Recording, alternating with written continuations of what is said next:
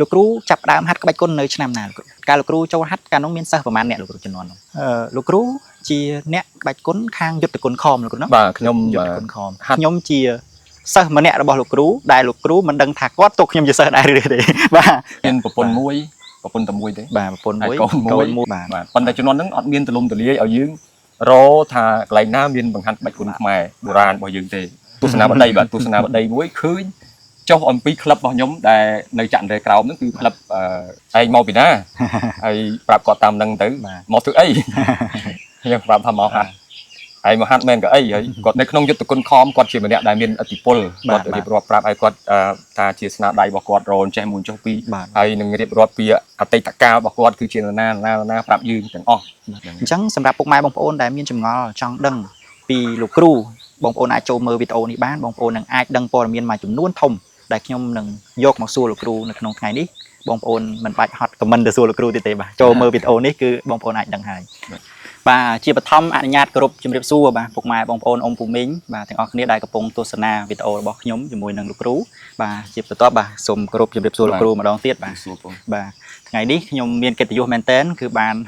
មកជួបលោកគ្រូដែលជាបេសកកម្មរបស់ខ្ញុំគឺជីកកកកកាយនិងព្យាយាមស្វែងរកអ្នកមានសមត្ថភាពផ្នែកក្បាច់គុណជាពិសេសគុណបុរាណខ្មែរនិយាយជារួមគឺស្វែងរកអ្នកគុណនិយមដើម្បីផលិតជាវីដេអូផ្សព្វផ្សាយនិងបង្ហាញពីសមត្ថភាពជីវប្រវត្តិរបស់ពួកគាត់បាទថ្ងៃនេះខ្ញុំមានកិត្តិយសបានមកជួបលោកគ្រូជីនជុនបាទខ្ញុំបងមកជួបលោកគ្រូច្រើនឆ្នាំមកហើយខ្ញុំជាសិស្សម្នាក់របស់លោកគ្រូដែលលោកគ្រូមិនដឹងថាគាត់ទុកខ្ញុំជាសិស្សដែរឬទេបាទខ្ញុំជាសិស្សរបស់គាត់បាទខ្ញុំខ្លួនឯងគឺទុកថាខ្លួនឯងជាសិស្សរបស់គាត់ទុកគាត់ជាគ្រូរបស់ខ្ញុំប៉ុន្តែយើងទាំងពីរនាក់មិនដែលបានជួបគ្នាផ្ទាល់ទេបាទថ្ងៃនេះគឺជាថ្ងៃទី1ហើយដែលបានជួបមុខគ្នាផ្ទាល់បាទនិយាយគ្នាផ្ទាល់នៅផ្ទះលោកគ្រូជាក់ស្ដែងបើរាល់ដងបាទច្រើនឆ្នាំហើយបើតាមខ្ញុំចាំមិនក្រោម4ទៅ5ឆ្នាំទេដែលបានស្គាល់លោកគ្រូស្គាល់តាមរយៈប្រព័ន្ធផ្សព្វផ្សាយបាទដូចជា Facebook YouTube ផ្សេងហើយខ្ញុំបានហាត់រៀនពីលោកគ្រូមកច្រើនហើយដោយសារខ្ញុំជាអ្នកស្រឡាញ់ក្បាច់គុណបុរាណខ្មែរស្រឡាញ់ស្រាវជ្រាវហ្វឹកហាត់បាទអញ្ចឹងទៅតែងតែបានជួបបានស្គាល់លោកគ្រូនានាតាមបណ្ដាខេត្តដែលគាត់មានសមត្ថភាពខ្ញុំចង់ហាត់រៀនតាមខ្ញុំឃើញសមត្ថភាពនិងស្រឡាញ់ពេញចិត្តបាទការបង្ហាញរបស់គាត់ហើយលោកគ្រូគឺជាលោកគ្រូម្នាក់ដែលខ្ញុំស្រឡាញ់សមត្ថភាពរបស់គាត់បាទខ្ញុំឃើញដំបូងគឺខ្ញុំឃើញវីដេអូរបស់លោកគ្រូនៅក្នុង YouTube បាទលោកគ្រូបានបង្ហាញស្នៀតក្បាច់នៅក្នុង YouTube បង្ហាញឲ្យខ្ញុំពេញចិត្តមែនទែនហើយខ្ញុំឃើញវីដេអូនឹងដំបូងហើយវីដេអូនេះបាទខ្ញុំសូមការអនុញ្ញាតពីលោកគ្រូបានខ្ញុំនឹងដាក់ចូលបាទខ្ញុំនឹងកាត់បញ្ចូលហើយបងប្អូនអាចទៅរកមើលបាននៅក្នុង YouTube បាទគឺលោកគ្រូបង្ហាញស្នៀតគុណបុរាណខ្មែរតាំងពីយូរឆ្នាំមកហើយលោកគ្រូវីដេអូនោះប្រហែលជាប្រហែលឆ្នាំលោកគ្រូយើងថតនោះក្នុងឆ្នាំ2013បាទយូរហើយ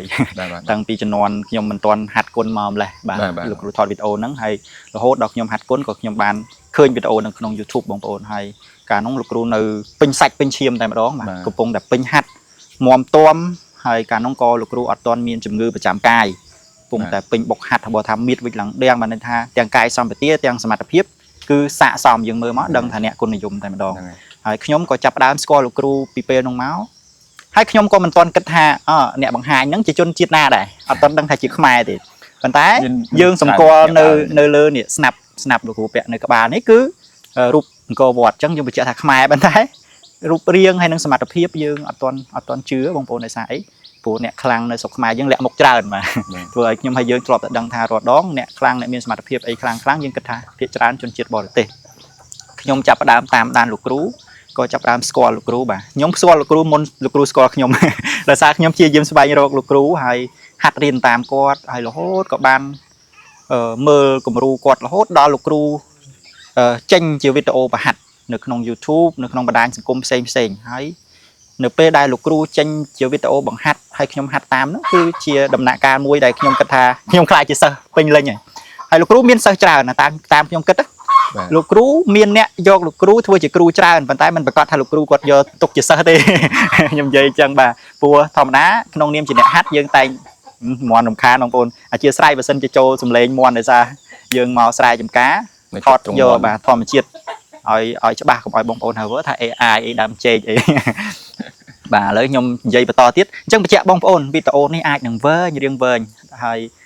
nhomផលិតនេះគឺតម្រូវសម្រាប់តែអ្នកគុណនិយមទេបានគាត់ទ្រាំស្ដាប់វីដេអូដោយចប់ដោយសារនេះជាវីដេអូលក្ខណៈសំណេះសំណាលសម្រាប់បងប្អូនដែលស្រឡាញ់ក្បាច់គុណចង់តាមដានចង់ស្គាល់ចង់ដឹងពី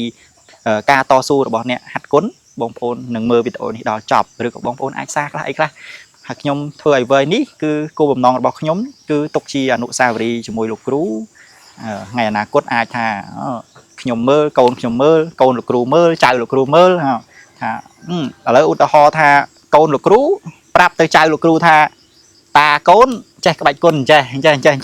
ចឹងបើចង់ដឹងពីតាកូនទៅមើលបានអញ្ចឹងទោះមិនបានព័ត៌មានពីលោកគ្រូ 100% ក៏បានមួយចំនួនធំបាទមួយចំនួនធំអញ្ចឹងវីដេអូនេះយើងអាចនិយាយថាជាវីដេអូសំណេះសំណាលបាទជំនុំគ្នាពីសាច់រឿងផ្សេងប៉ុន្តែយើងមិនទៅក្រៅប្រធានបទក្បាច់គុណទេនៅក្នុងប្រធានបទក្បាច់គុណដដែលបាទអញ្ចឹងខ្ញុំសូមចូលបន្តដើម្បីរៀបរាប់ពីដំណើរដើមតងដែលធ្វើឲ្យខ្ញុំបានស្គាល់លោកគ្រូហើយឈានមកដល់ថ្ងៃនេះបានមកថតជាមួយលោកគ្រូហើយជាវីដេអូដែលខ្ញុំប៉ងយូរហើយមិនថាប៉ងថតវីដេអូមិនថាប៉ងមកជួបលោកគ្រូទេគឺខ្ញុំប៉ងយូរហើយដោយសារលោកគ្រូជាគ្រូរបស់ខ្ញុំយូរហើយទោះបីជាលោកគ្រូមិនដឹងថាសិស្សនៅណាខ្លះប៉ុន្តែសិស្សដឹងតែមានច្រើនហើយខ្ញុំក៏ជាសិស្សម្នាក់ដែរខ្ញុំបានហាត់រៀនពីលោកគ្រូច្រើនហើយលោកគ្រូគាត់មានចំណេះដឹងខាងផ្នែកក្បាច់គុណបុរាណខ្មែរយុទ្ធគុណខមច្រើនសម្រាប់ខ្ញុំជាសិស្សខ្ញុំទទួលស្គាល់ថាប៉ុណ្នេះគឺច្រើនហើយសម្រាប់ខ្ញុំហើយការបង្ហាញសមត្ថភាពរបស់លោកគ្រូគឺល្អមិនសំខាន់តែចំណុចថាចេះច្រើនទេបងប្អូនសំខាន់ធ្វើបានល្អមួយចំណុចដែលសំខាន់មួយទៀតគឺធ្វើបានល្អហើយធ្វើបានល្អនេះខ្ញុំនិយាយតែសម្រាប់ខ្ញុំទេបងប្អូនសម្រាប់ខ្ញុំជាអ្នកហាត់ខ្ញុំចាត់ទុកថាការបង្ហាញស្នៀតគុណរបស់លោកគ្រូមិនថាដំបងដាវដៃជើងកែងជង្គង់គឺលោកគ្រូធ្វើបានល្អសម្ដែងចេញបានល្អអញ្ចឹងបានន័យថាក្នុងមួយស្នៀតមួយក្បាច់ហ្នឹងគឺលោកគ្រូហាត់ច្រើនហើយបានអាចបញ្ចេញទៅបានល្អព្រោះការវាយអ្នកណាក៏វាយបានតែប្រាប់ថាដាល់ត្រង់គឺត្រង់ប្រាប់ថាចេញកែងគឺកែងប៉ុន្តែឲ្យមើលទៅឃើញស្អាតលុះត្រាតែអ្នកចេះដែរបានមើលទៅឃើញស្អាតប៉ុន្តែចំពោះលោកគ្រូខ្ញុំចាត់ទុកថាជាអ្នកដែលបង្ហាញចេញទៅស្អាតហើយកម្រិតមួយដែលខ្ញុំពេញចិត្តហើយខ្ញុំចង់រៀនតាមហើយខ្ញុំក៏យកលោកគ្រូធ្វើជាគ្រូយកជាគំរូរបស់ខ្ញុំក៏ហាត់រៀនតាមរហូតតាក់ទងលោកគ្រូសុំឲ្យលោកគ្រូចែករំលែកទៀតបាទព្រោះខ្ញុំជាអ្នកហាត់ក្បាច់គុណខ្ញុំហាត់ចម្រុះហើយខ្ញុំចង់ស្រាវជ្រាវចង់ដឹងពីគុណខ្មែរខ្ញុំក៏បានដឹងច្រើនដែរឥឡូវកុំឲ្យវែងឆ្ងាយខ្ញុំបកមកជួបលោកគ្រូបាទជម្រាបសួរលោកគ្រូម្ដងទៀតបាទដល់ពេលដែលបងប្អូនត្រូវដឹងពីលោកគ្រូហើយខ្ញុំបើកតែក្បាលទេខ្ញុំឡើងទៅនិយាយទៀតហើយបាទជាដំបូងបំផុតចង់ឲ្យលោកគ្រូណែនាំឈ្មោះលោកគ្រូឈ្មោះជីនជុនហ្នឹងទាំងតកោទាំងឈ្មោះឲ្យក្នុងបញ្ជីហ្មងលោកគ្រូបាទគ្រប់ជម្រាបសួរអស់លោកអ្នកទាំងអស់គ្នាដែលទស្សនាវីដេអូនេះខ្ញុំរីករាយណាស់ដែលបងអូនស្តូនបងអូនវណ្ណិតបាទនៅក្នុង Facebook ពីមុនដាក់ Stone បាទឈ្មោះក្នុងសិល្បៈអញ្ចឹងខ្ញុំស្គាល់ Stone ដល់ពេលគ្នាឈ្មោះមែនតើខ្ញុំទៅតែច្បាស់ថ្មីនេះបាទតាមមុនតំណតំណងធ្លាប់យើងនិយាយគ្នាតាមឈ្មោះក្នុងសិល្បៈបាទនិយាយគ្នាតាម Facebook តាម Telegram អីស្គាល់គ្នាមកដូចគាត់រៀបរាប់មុនហ្នឹងបាទហើយឈ្មោះរបស់ខ្ញុំហ្នឹងគឺឈ្មោះចិនជុន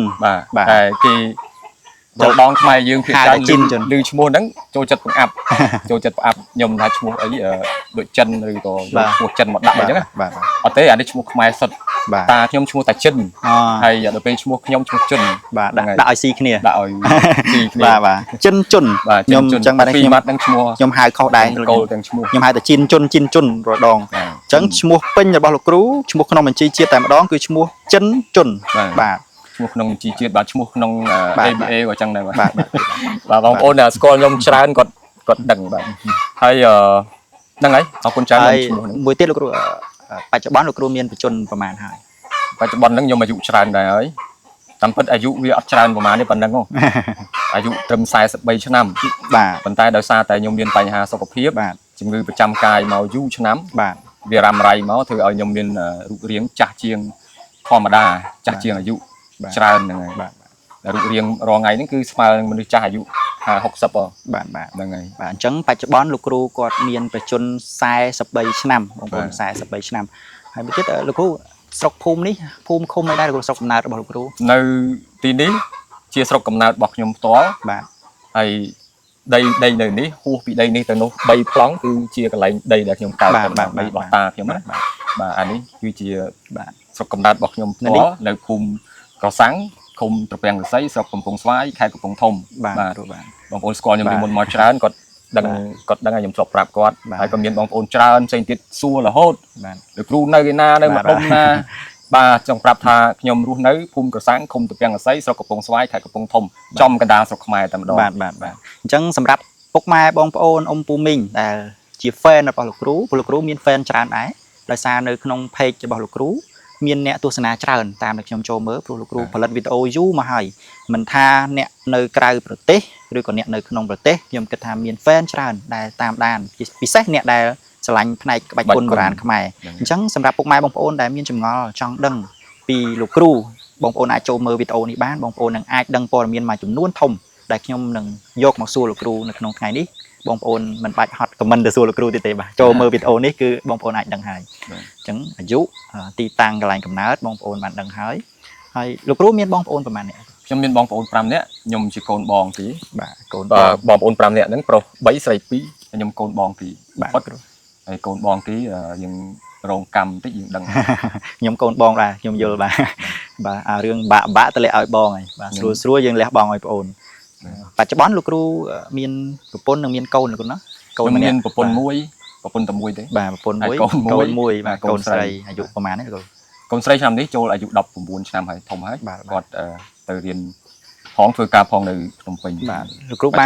នរៀបការតាំងពីឆ្នាំណាលោកគ្រូ ខ្ញុំរៀបការនៅឆ្នាំ2005 ឆ្នាំ2005 បាទខែ9ឆ្នាំ2005 បាទ ដល់ឥឡូវវាប្រហែល20 បាទ 21 តាំងពីខ្ញុំនៅកូនក្មេងនៅឡើយ បាទ បាទត្រូវលោកគ្រូ21ឆ្នាំ20រួមរស់ជាមួយភរិយាលោកគ្រូ21ឆ្នាំនិងបានកូនស្រីមួយគួរឲ្យស្ដាយបាទអត់មានកូនប្រុសដើម្បី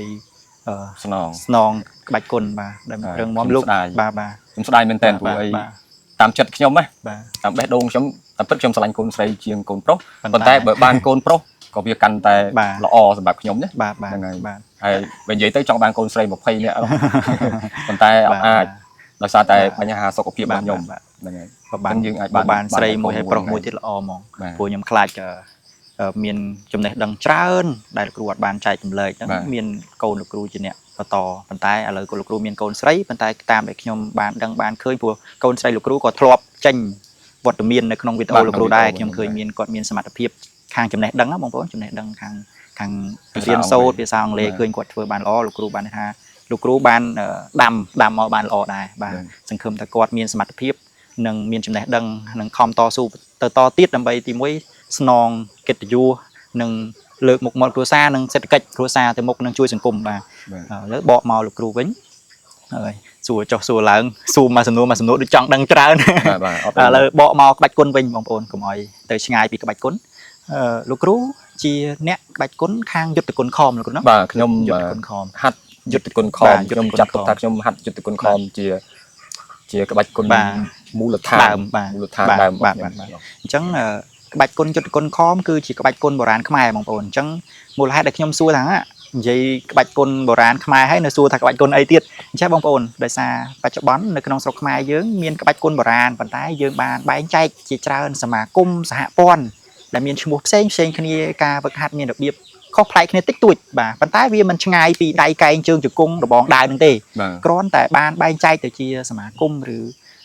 សហព័ន្ធបាទបើបងប្អូនដែលស្រឡាញ់និងចង់ស្រាវជ្រាវបងប្អូនអាចទៅស្រាវជ្រាវខ្លួនឯងបានព្រោះបើខ្ញុំនិយាយទៅខ្លាចមានខុសត្រូវលើសលួសត្រង់ចំណុចណាព្រោះខ្ញុំមិនមែនជាអ្នកជំនាញមិនមែនជាអ្នកស្រាវជ្រាវឲ្យបានច្បាស់លាស់ 100% ទេបើខ្ញុំនិយាយទៅអាចនឹងមានខុសមានត្រូវអញ្ចឹងខ្ញុំចំណុចណាដែលខ្ញុំមិនដឹងច្បាស់ខ្ញុំសុខចិត្តថាមិននិយាយទេគ្រាន់តែបងប្អូនស្រឡាញ់អាចស្រាវជ្រាវខ្លួនឯងបានបាទលោកគ្រូជាអ្នកគុណនិយមផ្នែកក្បាច់គុនបុរាណខ្មែរយុទ្ធគុនខមលោកគ្រូចាប់ផ្ដើមហាត់ក្បាច់គុននៅឆ្នាំណាលោកគ្រូ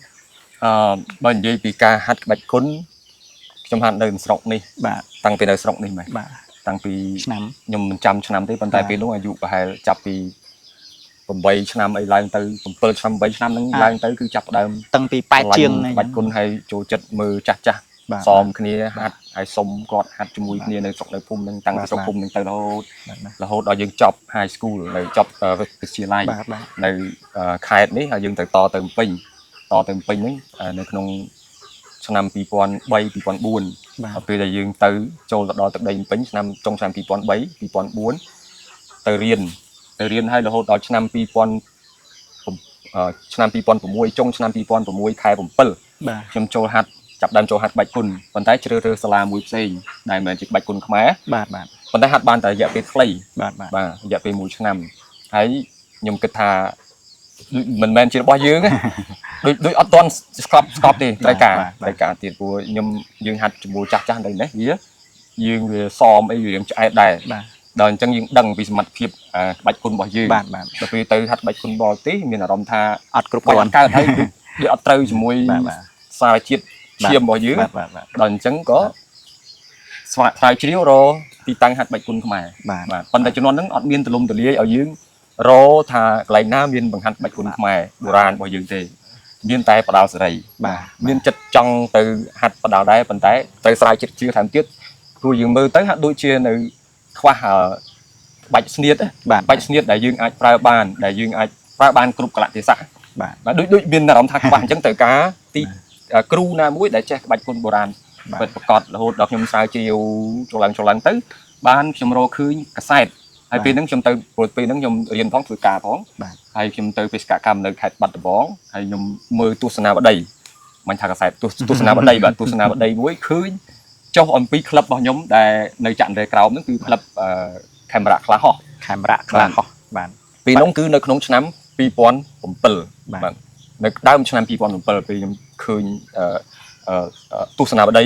បាទឃើញហើយខ្ញុំឃើញមុខគ្រូខ្ញុំនៅក្នុងហ្នឹងខ្ញុំឃើញមុខមនុស្សចាស់ម្នាក់ឃើញមុខក្មេងៗម្នាក់បង្ហាញ បាទ ក្បាច់គុណនៅក្នុងទស្សនាវដ្តីហ្នឹង បាទ ចាប់អារម្មណ៍ភ្លាមហ្មង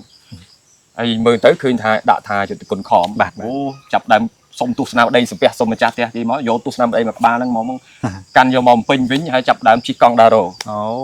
រោ ពួកគេដាក់ទីតាំងនៅក្នុងនោះ បាទមានទីតាំងនៅក្នុងហ្នឹងប៉ុន្តែអត់ដាក់ផ្ទះលេខប្រមាណ បាទបាទ ដាក់តែនៅចាន់រេ ដើរ ក្រោម សួរបាទ បាទចាប់ដើមដើរសួរគេសួរឯងជិះកង់2ថ្ងៃបានរកក្លឹបលោកគ្រូឃើញចាន់រេក្រោមបាទក្លឹបលោកគ្រូច័ន្ទប៊ុនធឿន លោកគ្រូ ហើយខ្ញុំចូលទៅហាត់នៅក្នុងគឺដើមឆ្នាំ2007 បាទ បាទដើមឆ្នាំ2007 សូមកាត់លោកគ្រូតិចបាទវីដេអូនេះបើសិនជាលោកគ្រូច័ន្ទប៊ុនធឿនបានឃើញបាទបានទស្សនាបាទផ្ញើជូនលោកគ្រូផងបាទជាវីដេអូរ៉ោះដែលបាទតស៊ូរក្សាបាច់គុណបុរាណខ្មែរហើយបានចែកចម្លែកមកលោកគ្រូហើយឲ្យលោកចង់ឲ្យលោកគ្រូមានមោទនភាពលោកគ្រូបានបណ្ដុះធនធានខ្លាំងជាច្រើនបន្ទាប់ពីលោកគ្រូមកទៀតហើយពួកគាត់នឹងជាមេពូជបាទដើម្បីបណ្ដុះគ្រាប់ពូជផ្សេងតទៅទៀតទោះមិនដឹងថានៅរក្សាបានខ្លាំងដូចមុនឬក៏ថយឬក៏ខ្លាំងជាងមុនតែសំខាន់លោកគ្រូបានធ្វើឲ្យវារក្សានៅបានយូរបាទតច្រើនចំនួនទៅទៀត បាទតាមពិតពេលនោះពេលដែលខ្ញុំទៅជួបលោកគ្រូនោះលោកគ្រូគាត់អត់ដឹងថាខ្ញុំនឹងរកគាត់កម្រិតណាទេ បាទ ពេលខ្ញុំទៅរកគាត់ឃើញគឺខ្ញុំអមែនទែនហើយទៅដល់ជួបគាត់ជំរាបសួរគាត់ បាទ គឺប្រាប់គាត់ថាអត់និយាយអីច្រើនថាខ្ញុំសុំលោកគ្រូហាត់ហ្មង បាទ សុំលោកគ្រូហាត់ហ្នឹងគាត់សួរថាឯងមកពីណាហើយប្រាប់គាត់តាមហ្នឹងទៅមកធ្វើអីខ្ញុំប្រាប់ថាមកហាត់ឯងមកហាត់មែនក៏អីហើយគាត់សួររៀងធ្ងន់ថាឯងហាត់មិនមែនឯងទេឯងហាត់មែនក៏អីទៅអញសួរប្រវត្តិឯងតិចមកគាត់រៀបរាប់ប្រាប់គាត់ចឹងទៅហើយគាត់ក៏ទទួល បាទគាត់ក៏និយាយប្រាប់យើងគាត់មិនមែនសួរយើងចោលទេគាត់និយាយប្រាប់យើងពីគាត់ បាទ ពីគាត់មកហាត់ចេះហើយ បាទបាទ គាត់គឺជាអ្នកដែលដូចថានៅក្នុងយុទ្ធគុណខំគាត់ជាម្នាក់ដែលមានឥទ្ធិពលគាត់រៀបរាប់ប្រាប់ឲ្យគាត់ថាជាស្នាដៃរបស់គាត់រនចេះមួយចុះពីរហើយនឹងរៀបរាប់ពីអតីតកាលរបស់គាត់គឺជាណាប្រាប់យើងទាំងអស់ហើយគាត់ប្រាប់យើងពេលហ្នឹងគាត់ដូចជាដូចមានគេហៅថាមាននិស័យជាមួយគ្នាណាបាទមានដូចស៊ីចង្វាក់គ្នាក្នុងការនិយាយគ្នាគ្រូសិស្សដល់យូរទៅគឺស្គាល់គ្នាស្អិតល្មិតមែនទែនជាមួយលោកគ្រូហើយក៏ខ្ញុំក៏សូមថ្លែងអំណរគុណលោកគ្រូដែលលោកគ្រូពេលហ្នឹងទទួលខ្ញុំភ្លាមហ្មងហើយគាត់ប្រាប់ថាស្អែកឲ្យបង្ហាត់មកហ្នឹងហើយខ្ញុំអាចថាចេះគាត់ចង់បានធនធានក្រោយទៀតកាលលោកគ្រូចូលហាត់កាលនោះមានសិស្សប្រហែលអ្នកលោកគ្រូជំនាន់នោះមុនហ្នឹងខ្ញុំនិយាយថាខ្ញុំមើលទស្សនាវដ្តីឃើញក្មេងៗតាមពិតជំនាន់ហ្នឹងពួកគាត់នៅក្មេងៗមែនតែដល់ពេលដែលចូលមកក្នុងក្លឹបគឺគាត់ជាសិស្សច្បាស់បាទជំនាន់ដល់ពេលឥឡូវចាស់ហើយបាទយ៉ាងតិច40ជាងដែរបាទឥឡូវពួកគាត់ក៏ចាស់ដែរហើយក៏មានសិស្សច្បងខ្ញុំខ្លះអាយុប្អូនខ្ញុំដែរព្រោះពេលហ្នឹងខ្ញុំចូលទៅអាយុវានឹងច្រើនដែរហើយយើងបាទដល់ពេល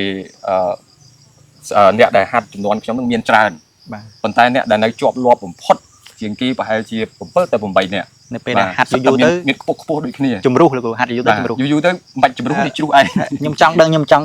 ទស្សនវិជ្ជាពេលនោះពេលដែលលោកគ្រូចូលទៅដែលជាសិស្សប្អូនគេថ្មីដំបូងមកលោកគ្រូបានឃើញសិស្សនៅក្នុងប្រមាណ ច្រើនប្រហែលជាខ្ទង់25 26នាក់ មើលទៅលោកគ្រូ ឡើងពេញនឹងហៀដល់ក្រៅទៀតហៀដល់ក្នុងក្លឹបក្នុងកន្លែងទីលានហាត់ហើយមានខាងក្រៅមកប្រឡោះទៀត កាលនោះគាត់ពួកគាត់ហាត់ដើម្បីការពារខ្លួនហាត់ដើម្បីបណ្ដាលឬក៏ហាត់គោលបំណងអី ភាគច្រើនគឺឆន្ទៈចង់ថែរក្សាភាគច្រើន បាទ ភាគច្រើនទីហ្នឹងគឺដូចជាជ្រួលច្បល់ផលផុសខ្លាំងមែនទេ បាទ ទៅមួយណាយើងនិយាយគ្នាគឺនិយាយតាក់ទងនឹងរឿងវប្បធម៌ហ្នឹង ស្រឡាញ់ រឿងក្បាច់ ស្រឡាញ់វប្បធម៌យល់ដឹង បាទសឹងតែគ្រប់គ្នាមានតិចណាស់ដែលគាត់អត់សូវដឹងចង់និយាយថាគាត់អត់សូវស៊ីជម្រៅ បាទ គាត់ថាគាត់ទៅហាត់ដើម្បីការពារខ្លួនដើម្បីសុខភាពមានតិច បាទ ប៉ុន្តែភាគច្រើនទាំងអស់គ្នាគឺទៅដោយឆន្ទៈហ្មងហើយពេលដែលហាត់គ្នាច្រើននឹងបន្ទាប់មកក្រោយមកបើជ្រុះនៅសល់គ្នាក្រោម10នាក់ហ្នឹងគឺមិនមែនមានន័យថាគាត់បោះបង់គាត់ខ្ជិលគាត់អីទេ បាទ ភាគច្រើនបំផុតគឺដោយសារតែការរវល់ បាទ បញ្ហាគ្រួសារ បាទ បញ្ហាជីវភាពបាទបានគាត់ដកឃ្លាថយ បាទ ប៉ុន្តែតាមពិតពួកគាត់នៅតែតំណតំណងគ្នារហូតដល់រង ស្រ ថ្ងៃ ឡាញ់នៅតែមានឆន្ទៈបាទ សួរគ្នាទៅវិញទៅមកមិនហើយ បាទ ជាពិសេសពាក់ព័ន្ធនឹងការងារបាច់គុណហាត់គុណអញ្ចឹង បាទ តែតែជួបគ្នាលើកនិយាយគ្នាលើកទឹកចិត្តគ្នាតាមឆាតតាមអីអញ្ចឹងទៅបាទនៅគាត់ស្រឡាញ់ការស្រឡាញ់របស់គាត់នៅតែរក្សាហ្នឹងហើយ ហើយបន្ទាប់ពីលោកគ្រូចូលហាត់មិញ2005 2006លោក 2007 ឆ្នាំ2007 បាទកាលនោះលោកគ្រូហាត់រហូតដល់ឆ្នាំណាបានលោកគ្រូឈប់ហាត់នៅក្លឹបពាក្យថាក្បាច់គុណមិនមែនឈប់ហាត់ទេប៉ុន្តែថាចេញពីក្លឹបមកផ្ទះក៏យើងនៅតែហាត់ដែរបាទគ្រូ ឆ្នាំដែលខ្ញុំឈប់ហាត់ចេញពីក្លឹបមកខ្ទង់2011 បាន4ឆ្នាំ បាទ4ឆ្នាំ បាទថាខ្ទង់4ឆ្នាំក៏លោកគ្រូត្រឡប់ ឆ្នាំជាង4ឆ្នាំថា4ឆ្នាំទៅចុះ អញ្ចឹងការលោកគ្រូនៅហាត់គឺលោកគ្រូនៅភ្នំពេញហាត់នៅភ្នំពេញបាទហាត់ជាមួយលោកគ្រូបើសម្រាប់ខ្ញុំគឺលោកគ្រូតាបាទលោកគ្រូតាច័ន្ទប៊ុនធឿនគាត់ហាត់គាត់មានមូលដ្ឋានលោកគ្រូគាត់មានមូលដ្ឋានគ្រឹះពីខាងកំពង់ធំនេះទៅបងប្អូនដោយសារអីបាទដោយសារខ្ញុំបានជជែកជំនុំគ្នាជាមួយលោកគ្រូខ្ញុំដឹងថានៅស្រុកលោកគ្រូនេះគឺស្រុកអ្នកគុណនិយមបាទសម្បូរអ្នកគុណនិយមបាទសម្បូរអ្នកចេះសល់ពីដើមបាទប៉ុន្តែចាស់ពីដើមគាត់តែងតែមិនបង្ហាញច្រើននេះគាត់អាចថានេះជារឿងក្នុងចិត្តរបស់គាត់ព្រោះចាស់ពីដើមមុននឹងគាត់បង្ហាញពីក្បាច់គុណគាត់ប្រហាត់សិស្សគឺគាត់តែងតែមើលនឹងចរិតរឹកពីបានគាត់ចែកម្លែកទៅដែរហ្នឹងបានន័យថារើសសិស្សដែរបើឥឡូវប្រកាសរកសិស្សដើម្បីហាត់ជាបាទការរលុយបងសាលាបងអីមានអញ្ចឹងប៉ុន្តែពីមុនអត់ទេបងប្អូនគឺបានន័យថាមុននឹងចង់ចែកម្លែកទៅនរណាម្នាក់គឺរើសសិស្សឥឡូវសិស្សរើសគ្រូវិញបាទតាមសម័យកាល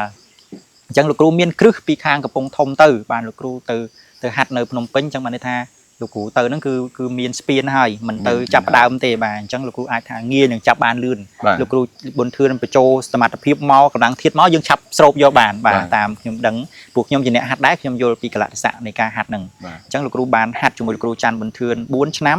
នៅភ្នំពេញហើយលោកគ្រូក៏ត្រឡប់មកស្រុកកំណើតវិញមែនពេលខ្ញុំហាត់4ឆ្នាំហ្នឹងគឺខ្ញុំចង់និយាយថាជាពេលវេលាដែលនៅគៀកកិតនឹងគ្រូ ជាប់លាប់បាទជាប់លាប់ផុតពេលខ្លះមានពេលខ្លះទៅដេកញ៉ាំអីនៅនឹងបាទភាគច្រើន បាទ ទៅដេកទៅញ៉ាំបាយជាមួយគាត់ភាសានឹងគាត់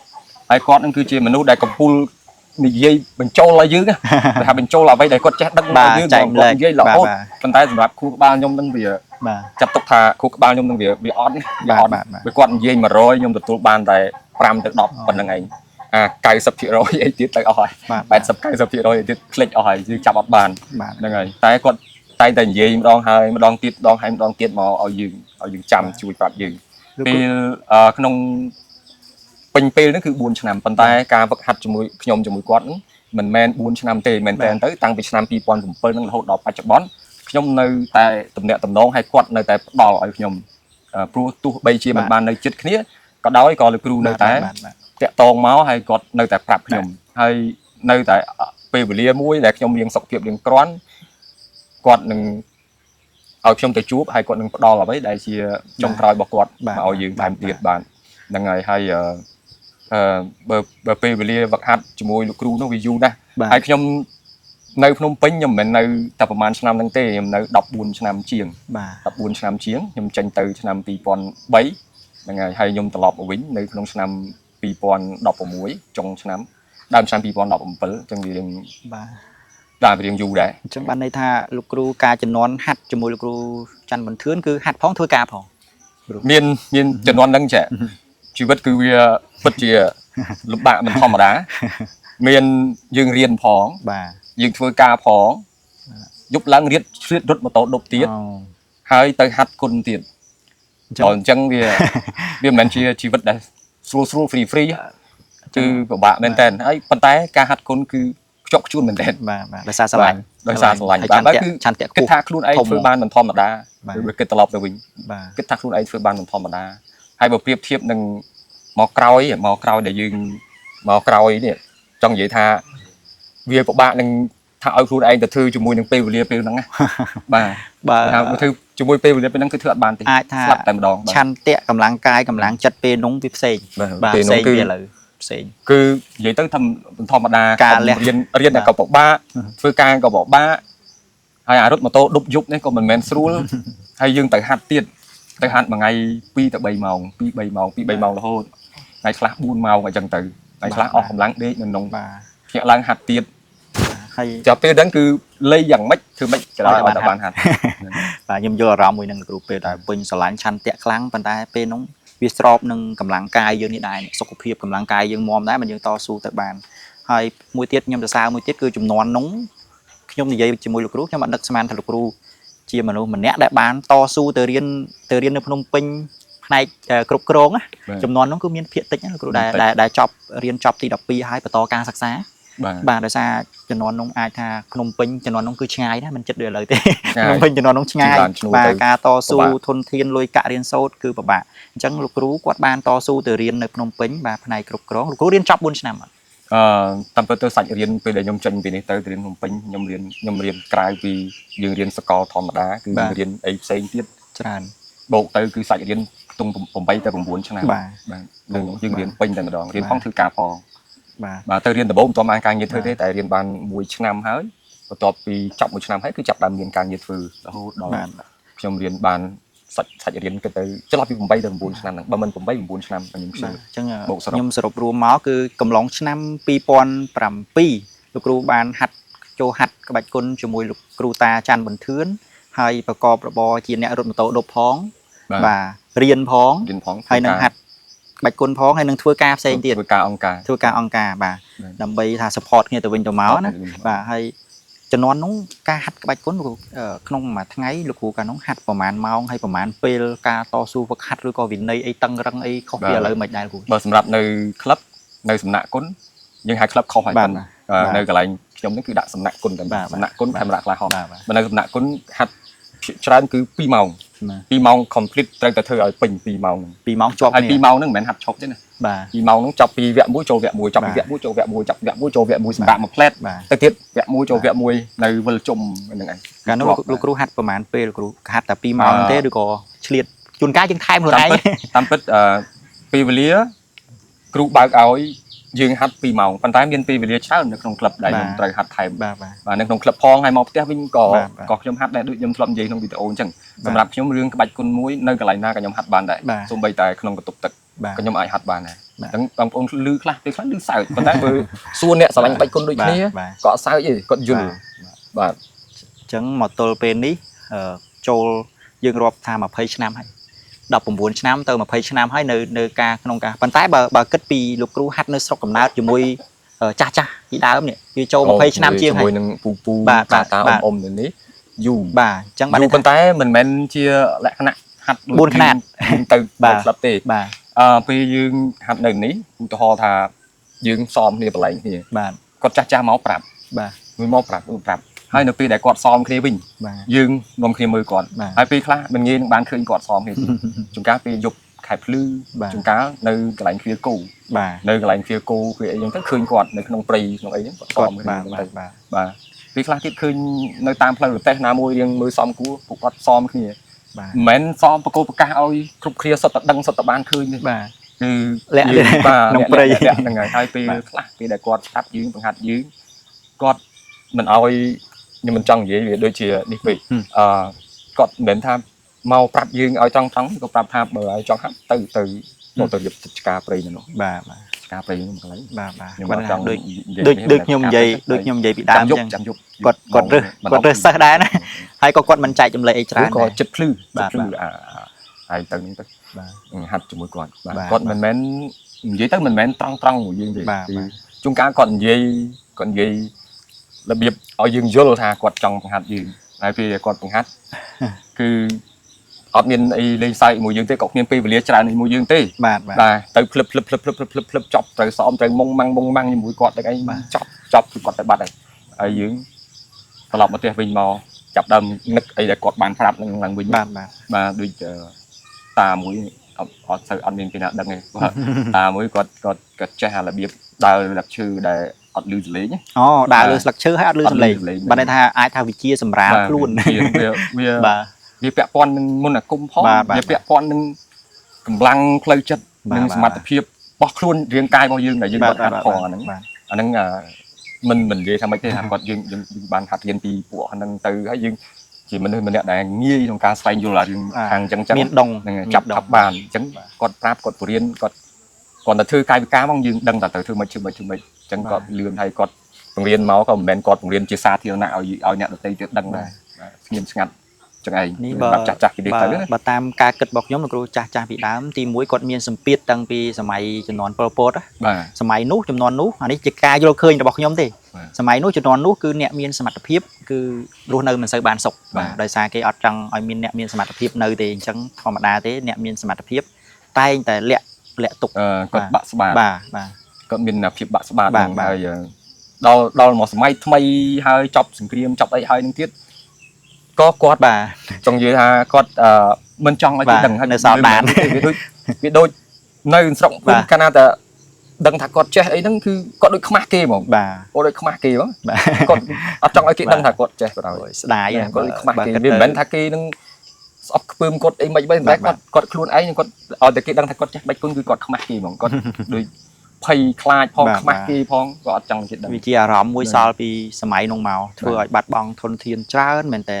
ខ្ញុំគិតថាយើងបច្ចុប្បន្ននេះនៅសល់ប៉ុណ្នេះតែអ្វីដែលបាត់បង់ខ្ញុំគិតថាដូចប្រហែលជាច្រើនជាងអ្វីដែលយើងនៅនឹងឆ្ងាយព្រោះការជំនាន់នោះគឺយើងបាត់បង់តាំងពីជំនាន់មុនប៉ុលពតបាត់បង់ជាមួយជនជាតិបរទេសមួយសាទៅជំនាន់ប៉ុលពតនេះខ្មែរឯងមួយសាទៀតទៅខ្ញុំគិតថាអ្វីដែលនៅសល់វាតិច បាទនិយាយពីរឿងបាត់បង់យើងបាត់បង់ទាំងផ្នែកធំទាំងផ្នែកតូចបាត់បង់ច្រើនបាត់បង់ដោយសារតែរឿងរ៉ាវបញ្ហាចលាចលស្រុកទេស បាទ ហ្នឹងហើយអានឹងជាការបាត់បង់មួយដែលធំធេងដែលផ្ដល់ឱកាសឲ្យបរទេសអាចស្រាវជ្រាវអាចប្រមូលយកទៅបាន បាទ ហ្នឹងហើយដោយសារ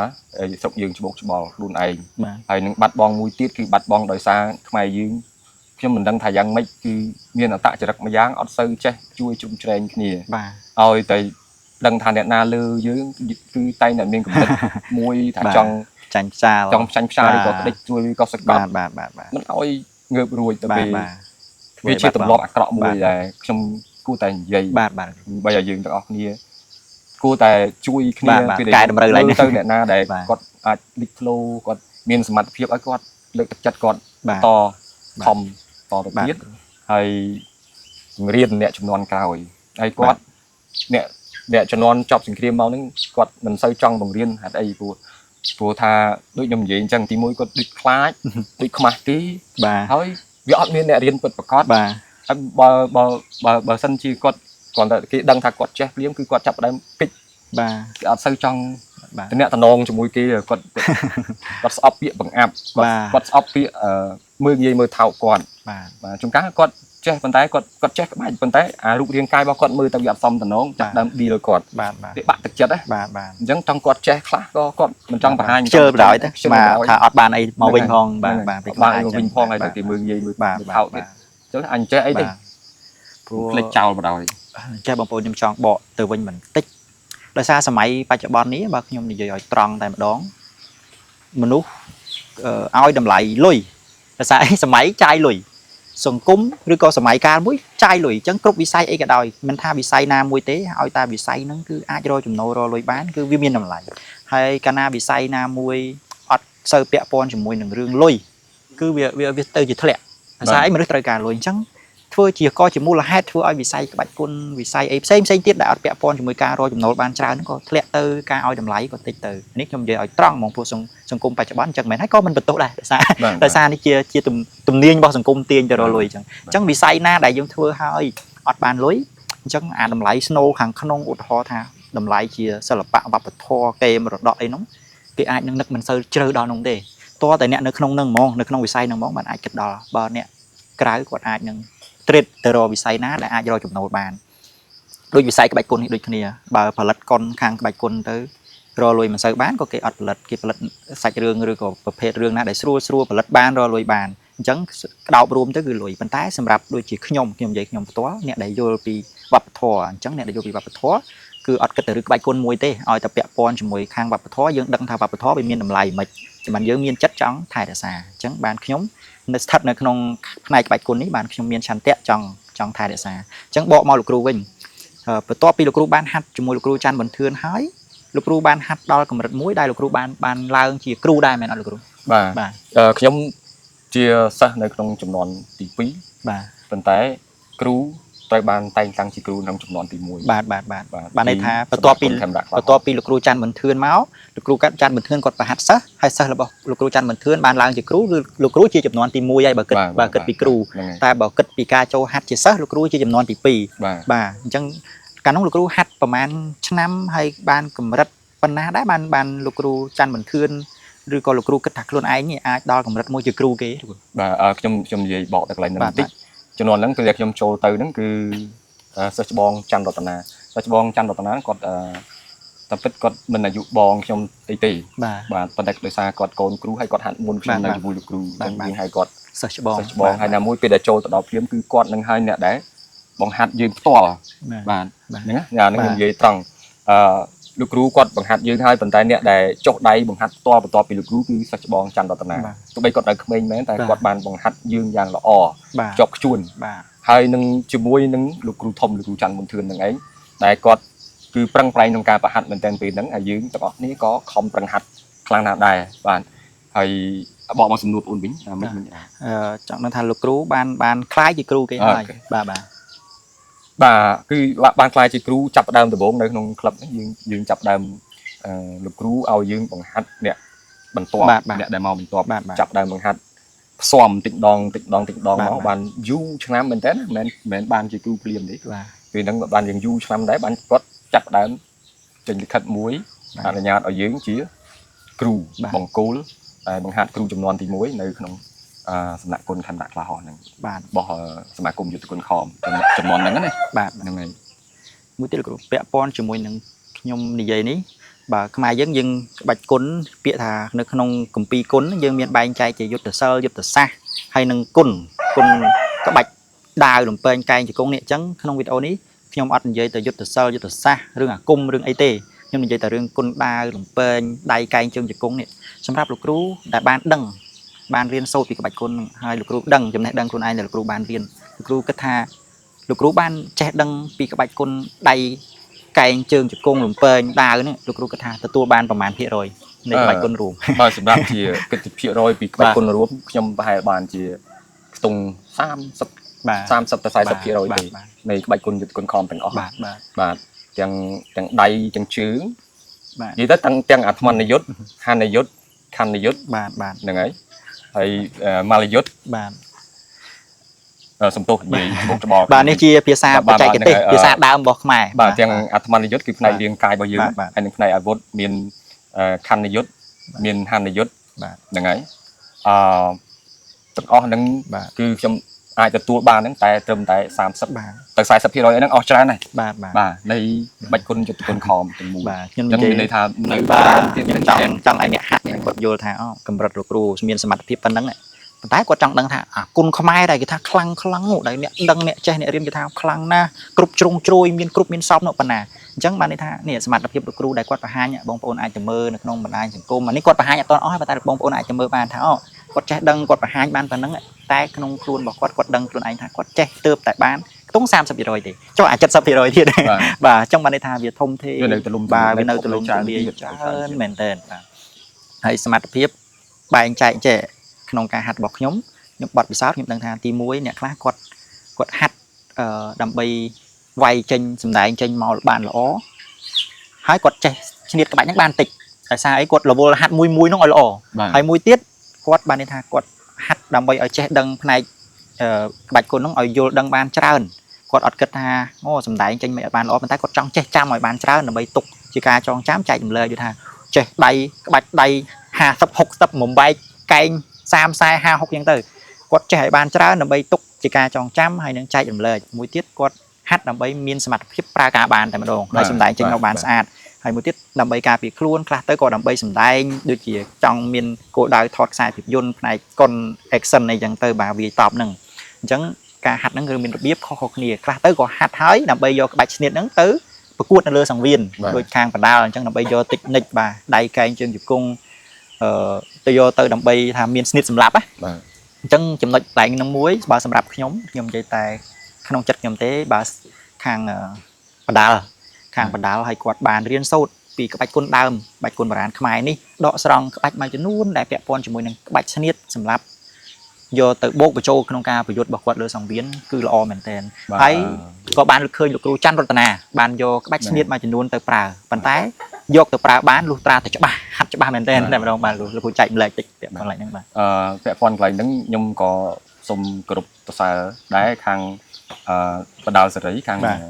គុនខ្មែរបាទគាត់អាប់ដេតច្រើនដែរបាទព្រោះខ្ញុំគិតថាគាត់បានយល់ពីក្បាច់គុនបុរាណហើយក៏បានដាក់បញ្ចូលទៅនៅក្នុងហ្នឹងព្រោះអាហ្នឹងយើងរបស់ខ្មែរយើងតែមួយទេបាទគាត់ថាពីមុនមកយើងហាត់ទៅយើងរៀងឆ្ងាយពីគ្នាបាទបែកឆ្ងាយពីគ្នាតិចបាទព្រោះអីគាត់ប្រកួតរាល់ថ្ងៃគាត់បង្ហាត់សម្រាប់ប្រកួតវាតែងតែល្អជាងខ្លាំងជាងអ្នកដែលហាត់គុនបុរាណបាទដែលហាត់ទូទៅទាំងអស់ហើយយើងអាចបានផ្ដោតសម្រាប់សាច់វៀនណាអញ្ចឹងវាបើប្រកួតមែនតើគឺបាទមិនអាចទៅរួចជាមួយនឹងខាងគុនខ្មែរទេប៉ុន្តែគុនខ្មែរក៏គាត់មិនបានមើលទៅគាត់មិនក្អេងក្អាងអីដែរហើយគាត់ក៏ទៅយកដើម្បីដែលជា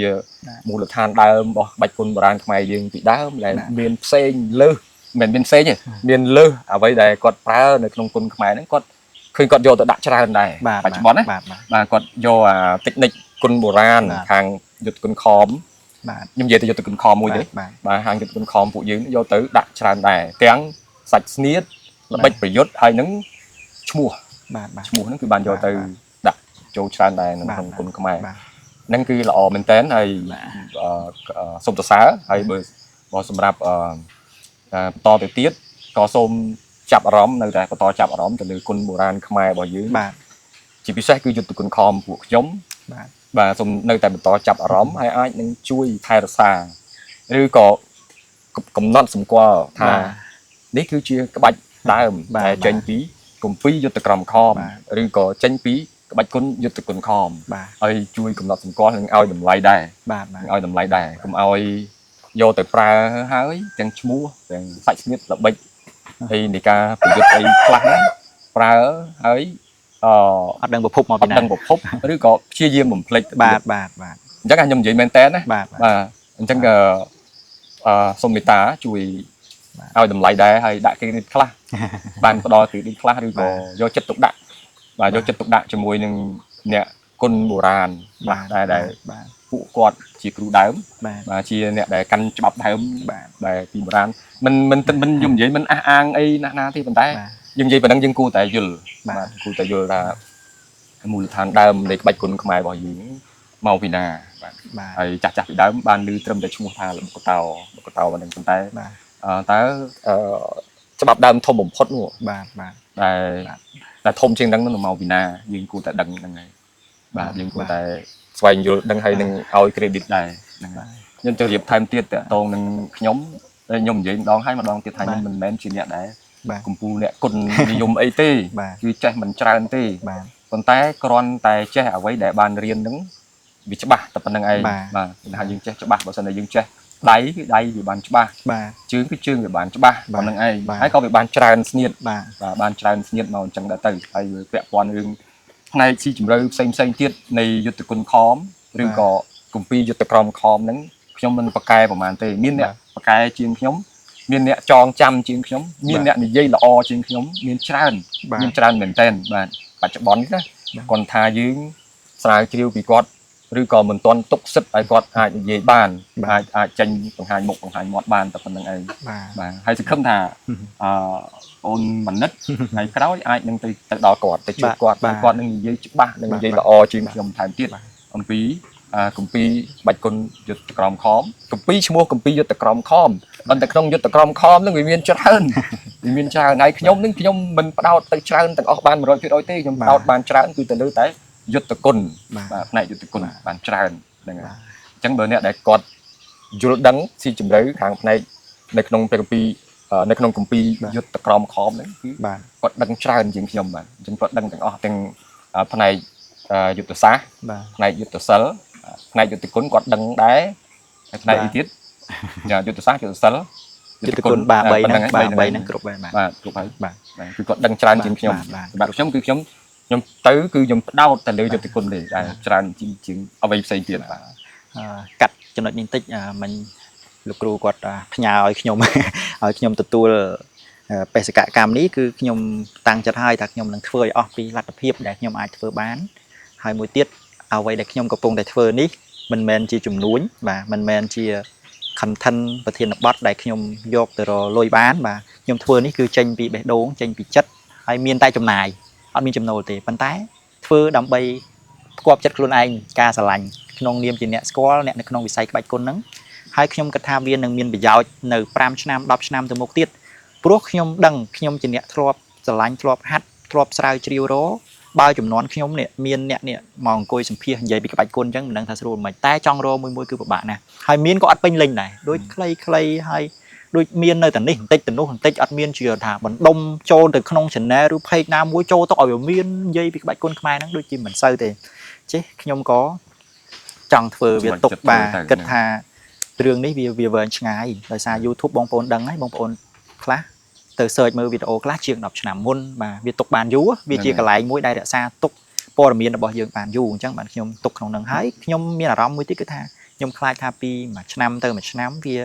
កាន់តែបាត់បង់ទៅបាទកាន់តែបាត់បង់ទៅអញ្ចឹងខ្ញុំធ្វើជាឯកសារទុកហើយមួយទៀតក៏ជាអនុស្សាវរីយ៍ខ្ញុំធ្វើនេះដើម្បីផ្គាប់ចិត្តខ្លួនឯងដែរខ្ញុំនិយាយស្មោះត្រង់ទេគឺខ្ញុំសប្បាយចិត្តនឹងអ្វីដែលខ្ញុំធ្វើនឹងខ្ញុំចង់បើមិនចង់ធ្វើមិនរួចទេបងប្អូនលុយក៏មិនបានមកវិញបាទពេលវេលាក៏អស់អាលុយចំណាយក៏អស់បើមិនស្រឡាញ់មិនចង់គឺមិនបានទេបាទបូកនឹងឆន្ទៈដូចលោកគ្រូអញ្ចឹងបើមិនមានឆន្ទៈមិនចង់មិនស្រឡាញ់ក៏មិនអាចតស៊ូហាត់ឥឡូវនេះចូលបើគិតទៅជាង20ឆ្នាំហើយបើទាំងហាត់មិនទាន់ចូលសាលាគុណជាង20ឆ្នាំហើយតស៊ូបាទតស៊ូជាមួយនឹងសេដ្ឋកិច្ចគ្រួសារផងបាទតស៊ូនឹងកម្លាំងកាយផងតស៊ូនឹងជំងឺប្រចាំកាយផងគ្រប់សពបែបយ៉ាងបាទ30បាទហើយបើអ្នកមិននៅក្នុងវិស័យនេះអាចនឹងមិនដូចជាគ្មានអីអស្ចារ្យទេណោះមានតម្លៃទេព្រោះដូចខ្ញុំនិយាយខ្ញុំបកទៅមុនចឹងអាចតម្លៃគេឲ្យទៅលុយបាទគេសួរថាសល់អីហើយ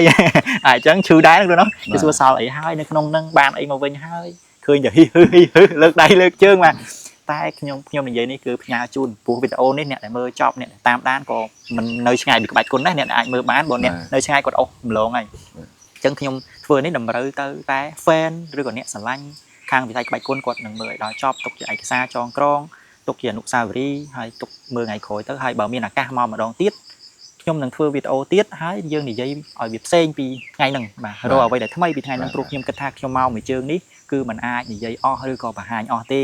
តែបានប្រមាណយកប៉ុណ្ណឹងដោយសារពេលវេលាយើងមានកំណត់សិតតអ្នករវល់លោកគ្រូក៏រវល់ខ្ញុំក៏រវល់សិតតអ្នករស់ស៊ីចិញ្ចឹមជីវភាពដូចគ្នាពេលខ្លះខ្ញុំណាត់លោកគ្រូមក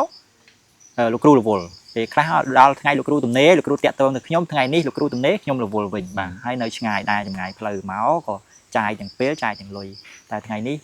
ជាសិស្សរបស់លោកគ្រូ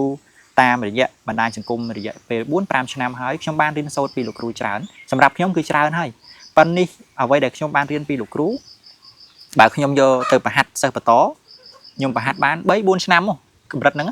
បើប្រហាត់ឲ្យគាត់មិនមែនផ្ដោតទៅលើចេះច្រើនប្រហាត់ឲ្យគាត់ផ្ដោតទៅលើចេះច្បាស់ប៉ុន្តែខ្ញុំប្រហាត់មិនអស់ផងហើយខ្ញុំក៏ធ្លាប់បានចែករំលែកខ្ញុំការចំនួនដែលខ្ញុំចែករំលែកក្បាច់គុណបុរាណខ្មែររៀនសូត្របន្តពីលោកគ្រូហ្នឹងកាលនោះបើខ្ញុំគិតខ្លួនឯងខ្ញុំមិនទាន់ជាកម្រិតគ្រូទេហើយការដែលខ្ញុំទៅប្រហាត់គេនោះក៏ខ្ញុំប្រាប់ដែរថាខ្ញុំបើនិយាយពីថាកម្រិតគ្រូខ្ញុំមិនទាន់រាប់ខ្លួនឯងជាកម្រិតគ្រូទេខ្ញុំរាប់ថាកម្រិតអ្នកចែករំលែកអ្វីដែលខ្ញុំមានព្រោះខ្ញុំខ្លាចបាត់បង់ឬក៏ខ្ញុំចូលចិត្តខ្ញុំចង់ចែករំលែកប៉ុន្តែបើថារាប់ជាគ្រូធម្មតាទោះបីតែនៅក្នុងវិស័យណាសាសនាក៏ដោយត្រូវ រៀនសូត្រឲ្យដល់កម្រិតណាកម្ពីណាឬក៏រយៈពេលប្រមាណបានអាចចេញទៅប្រហាត់គេបានហេតុអីទី1ខ្លាចប្រហាត់គេទៅវាខុស វានាំគេខុសទី2កាលណាប្រហាត់គេទៅខ្លួនយើងនេះវាត្រូវកាត់ពេលវេលាដែលហាត់ខ្លួនឯងនេះខ្លះហើយដើម្បីទៅប្រហាត់គេអញ្ចឹងវាសមត្ថភាពយើងនេះវាមិនសូវបានដូចចម្រើនហ្នឹងហើយប៉ុន្តែយើងក៏សម្របទៅតាមសម័យកាលដែរសម័យកាលនេះវាឡើងដូចពីមុនហាត់ការពារខ្លួនការពារភូមិធ្វើសង្គ្រាមអីដែរទុកដើម្បីរក្សាកុំឲ្យបាត់បង់អញ្ចឹងក៏ខ្ញុំនឹកឃើញចេះបានប៉ុណ្ណាចែកប៉ុណ្ណឹងទៅឲ្យហាត់រៀនបន្ថែមទៀតតាមពេលវេលាដែលខ្លួនឯងមានហើយក៏មិនដឹងថាមានប៉ុន្មានទៀតដែរដោយសារឥឡូវជាប់រវល់បាទដោយសារជីវភាពរស់នៅប្រចាំថ្ងៃត្រូវការលុយបាទហើយអ្វីដែលកំពុងតែធ្វើកំពុងតែស្រឡាញ់ពាក់ព័ន្ធvớiក្បាច់គុណនេះគឺមានតែចំណាយមិនសូវមានចំណូលមិនសូវមានចឹងតែអត់បដ ாய் បាទទៅរកចំណូលបានដូចជាឥឡូវបច្ចុប្បន្ននេះគឺខាងបដាល់សេរីបងប្អូនត្រូវបែងចែកដាច់រវាងបដាល់សេរីហើយនិងគុណខ្មែរបុរាណនេះបដាល់ហើយគេមានពាក្យថាសេរីនៅពីក្រោយគ្រូណាអាហ្នឹងគេចង់បញ្ជាក់ថាវាយទៅដាល់ទៅពេលខ្លះខុសឈ្មោះពេលខ្លះខុសតម្រងវាយមិនចាំដែរសំខាន់ឲ្យតែវាយដៃគូទៅឈឺធ្ងន់អាហ្នឹងគេប្រើពាក្យថាសេរីក្នុងហ្នឹងបាទបដាល់សេរីពេលខ្លះយើងចង់យកស្នៀតជើងអីចេញពីបរទេសមកអីយកមកដាក់បញ្ចូលធាក់ទាត់អីក្នុងពេលដែលយើងប្រកួតហ្នឹងក៏បានដែរដោយសារអីនោះជាបដាល់សេរីប៉ុន្តែគុណបុរាណខ្មែរគឺមានក្បួនមានខ្នាតមានឈ្មោះកម្ពីឈ្មោះក្បាច់ឈ្មោះស្នៀតឈ្មោះចំហបាទមានគ្រប់បានចងក្រងហើយបច្ចុប្បន្នគឺនៅសល់ជាមួយលោកគ្រូតាច័ន្ទបន្ទឿនក៏នៅមានបាទកម្ពីយុទ្ធក្រមខមបាទនៅក្នុងកម្ពីយុទ្ធក្រមខមមានបង្ហាត់យុទ្ធសិលយុទ្ធសាស្ត្រហើយនិងយុទ្ធគុណចឹងយុទ្ធសិលយុទ្ធសាស្ត្រមានអីបងប្អូនបាទមានយុទ្ធសិលអីឧទាហរណ៍ថាលើចាស់និយាយថាបេះស្លឹកឈើមកបាទបាច់ទៅឲ្យចេញជាកងទ័ពអានឹងពាក់ព័ន្ធមួយយុទ្ធសិលហើយបាទយុទ្ធសាស្ត្រអីខ្លះរៀបចំក្បួនទ័ពបាទធ្វើសង្គ្រាមត្រូវធ្វើពេលណាបាទធ្វើសឹកនឹងត្រូវការស្បៀងអីមិនអានឹងពាក់ព័ន្ធយុទ្ធសាស្ត្របាទជ្រៅហ្នឹងបាទប៉ុន្តែបើយុទ្ធសិលនិងយុទ្ធសាស្ត្រនេះគឺកាលណាសម័យកាលកាន់តែទំនើបវាដូចជាអាពីហ្នឹងកាន់តែដើរថយក្រោយបាទដោយសារវាខុសពីសម័យកាលលុបបាត់តាមពិតខ្ញុំបញ្ជាក់បន្តិចរឿងសម្រាប់ខ្ញុំផ្ទាល់ណាបងប្អូនច្រើនសួរខ្ញុំមែនតើសួរពាក់ព័ន្ធនឹងរឿងលើសពីយុទ្ធគុណសម្រាប់នៅក្នុងយុទ្ធកម្ពីយុទ្ធក្រមខំអ្វីដែលខ្ញុំចេះពីយុទ្ធគុណខ្ញុំផ្ដោតគឺយុទ្ធគុណសម្រាប់យុទ្ធសិលយុទ្ធសាស្ត្រគឺយុទ្ធសិលហ្នឹងគឺខ្ញុំមិនបានវឹកហាត់ទេបាទខ្ញុំអត់បានវឹកហាត់ទេហើយយុទ្ធសាស្ត្រក៏ខ្ញុំមិនបានរៀនអីច្រើនដែរគ្រាន់តែយើងអានបានខ្លះប៉ុណ្្នឹងឯងត្រឹមមកដឹងបាទត្រឹមមកដឹងទេតិចតួចយកតែមែនតែនហ្នឹងណាសម្រាប់ខ្ញុំហើយមួយទៀតសម្រាប់ផ្ទាល់ខ្លួនខ្ញុំបើគិតពីកម្រិតនៅក្នុងយុទ្ធគុណខំការវឹកហាត់គឺនៅក្នុងកម្រិតទាបនៅឡើយគឺនៅក្នុងកម្រិតក្បិនខ្មៅកម្រិត2បាទក្បិនខ្មៅកម្រិត2ណាជាក់ហ្នឹងហើយក៏មានអ្នកដែលមានសមត្ថភាពលើជាងខ្ញុំហើយខ្លះដែរច្រើនដែរប៉ុន្តែពួកគាត់ភាគច្រើនគឺនៅស្ងៀមមានតែខ្ញុំទេដែលចេញមុខចងាងច្រើនជាងគេនៅក្នុងបណ្ដាញសង្គមហ្នឹងហើយដោយសារអញ្ចឹងម្នាក់មានចិត្តខុសគ្នាបាទដោយសារទីមួយមានចិត្តខុសគ្នាការគិតការសម្រេចចិត្តរបស់គាត់ផ្សេងខុសពីយើងប៉ុន្តែបើសម្រាប់ខ្ញុំអ្វីដែលខ្ញុំដឹងអ្វីដែលខ្ញុំនេះហើយបើសិនតែខ្ញុំនៅស្ងៀមគឺដូចអត់ស្រួលខ្លួនវាអត់ដូចអត់កប់3នឹងខ្លួនឯងអត់កប់3អ្វីដែលយើងដឹងទៅវាដូចជាមើលទៅវារៀងជ្រាលជ្រៅអញ្ចឹងហើយបានខ្ញុំដាក់ចិត្តថាខ្ញុំធ្វើនៅក្នុង YouTube ដោយខ្ញុំគិតថាបើសិនជា YouTube នោះផ្ដល់កម្រៃឲ្យខ្ញុំវិញក៏ខ្ញុំយកប៉ុន្តែគឺប៉ុណ្ណោះបាទបើសិនជាមិនផ្ដល់ក៏ខ្ញុំទុកវីដេអូនឹងនៅក្នុងហ្នឹងឲ្យកូនខ្ញុំចៅខ្ញុំឬក៏អ្នកជំនាន់ក្រោយ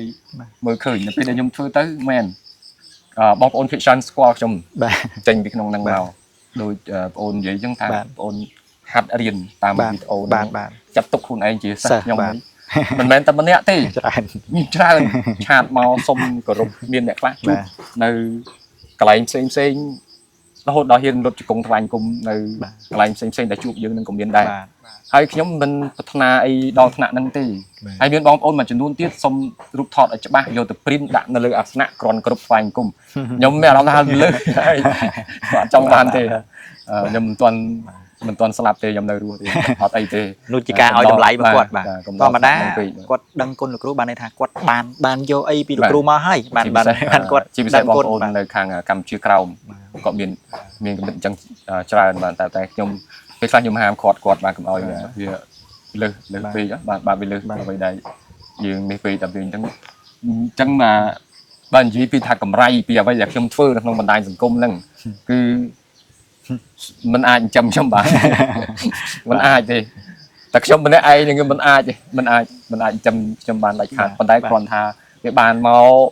តិចតួចបំផុតឧទាហរណ៍បងប្អូនដឹងហើយបច្ចុប្បន្នវីដេអូមួយពេលខ្លះទទួលបានតែម៉ាស៊ីនទេហើយសួរថាយើងចំណាយធ្វើវីដេអូមួយហ្នឹងណា បាទ ចំណាយអីខ្លះបាទចំណាយកម្លាំងពេលវេលាអីទៀតលុយកាក់ដែរពេលខ្លះលុយកាក់វីដេអូខ្លះលុយកាក់ច្រើនទៅទៀតបាទហើយលទ្ធផលបានវិញ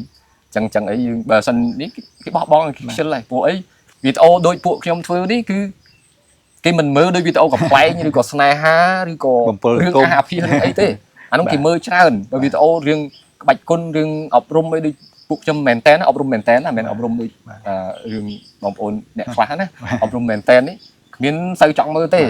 ហើយ view មានបានអីច្រើនហើយបើគិតជាលុយទៅដឹងហើយអ្នកដែលធ្វើខាងការងារខាងនេះដឹងហើយ សរុបជារួមបងប្អូនខ្ញុំនិយាយជារួមតែម្ដងគឺ